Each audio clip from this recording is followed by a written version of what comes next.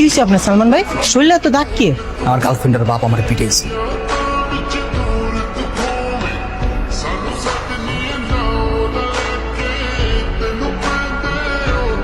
আরে গায়ে দিচ্ছেন কেন? কি আপনি?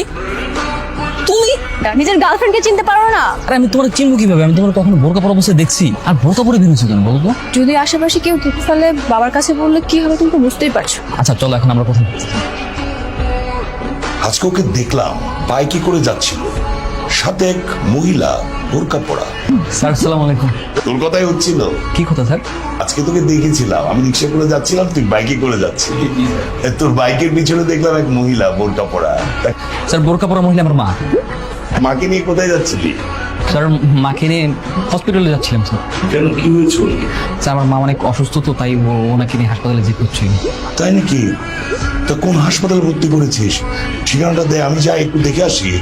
বাবা তুমি তো গেলে পাবা না, কারণ হচ্ছে আজকে সন্ধ্যায় তো রিলিজ হয়ে যাবে, তাই না? সেটা তুই কি করে জানলি? সালমান ভাই তোমাকে বলেছিল, তাই না ভাইয়া? বলে হ্যাঁ হ্যাঁ হ্যাঁ হ্যাঁ স্যার, আমি ওকে বলেছিলাম স্যার, অনেক আগ থেকেই বলে রেখেছিলাম যে মাকে নিয়ে হসপিটালে যাবো, তাই আসতে লেট হবে। তাই তাই না ইলা? আচ্ছা ঠিক আছে, এই তুই পর। চল সালমান, আমরা দুইজনে একজন দাবা খেলে ফেলি। তুই যতই ব্রিলিয়ান্ট ছাত্র হোস না কেন, দাবা খেলায় আমার সাথে পারবি না। হ্যালো, বল। ভাইজান দিদি তো একটা পোলার লাগে পালা গেছে। এত বড় সাহস! আর তুই ওই মেয়ের জন্য কাটাকাটি করছিস না? দাঁড়া, আমি এখনই আসছি।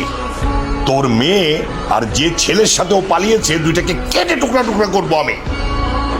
আমার চাচাতো বোন মানে বিথি ওর বয়ফ্রেন্ডের সাথে পালিয়ে গিয়েছে।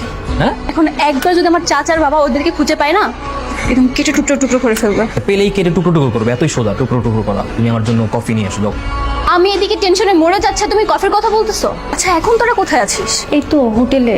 কি বলছিস হোটেলে? মানে আমরা না বিয়ে করে নিয়েছি। হোটেলের ম্যানেজারকে এক্সট্রা কিছু টাকা দিয়ে আপাতত আত্মগোপন করে আছি। একটা সমস্যা হয়ে গেছে।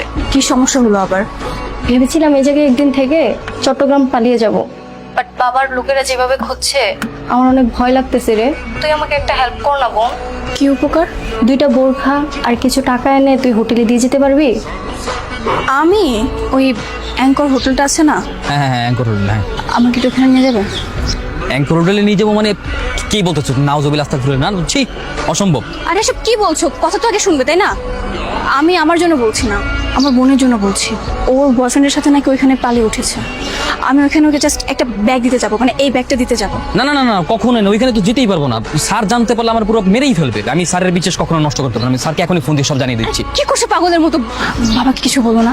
দেখো আমি আমার বোনকে অনেক ভালোবাসি, ও একটা হেল্প চেয়েছে, এটা করি না। জাস্ট যাবো, ব্যাগটা দিয়ে চলে আসবো। আমার মেয়ে হয়ে তুই হোটেলে গিয়েছিলি? মানে বাবা তুমি সব কি বলছো? বল, তুই হোটেলে গিয়েছিলি কিনা? বাবা আমি কিছু বুঝতে পারছি না, তুমি কি বলছো এইসব? আমি হোটেলে কেন যাব? তাহলে কে গিয়েছিল হোটেলে? বাবা সালমান ভাই নিয়ে গিয়েছিল, আমি যাইনি।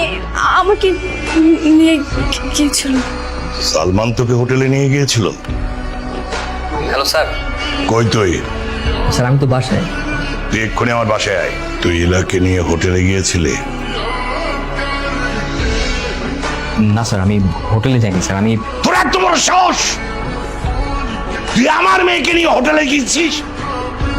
ছি ছি ছি! বাবা বিশ্বাস করো, আমি না যেতে চাইনি। সালমান ভাই আমাকে হোটেল দেখানোর জন্য নিয়ে গিয়েছিল। আর যখন কিনা বলেছে হোটেলে থাকতে হবে, তখন আমি চলে এসেছি। বিশ্বাস কর বাবা, আমি যেতে চাইনি, আমার কোনো ইচ্ছে ছিল না। সালমান বললো আপনি হোটেলে চলে যাবি না?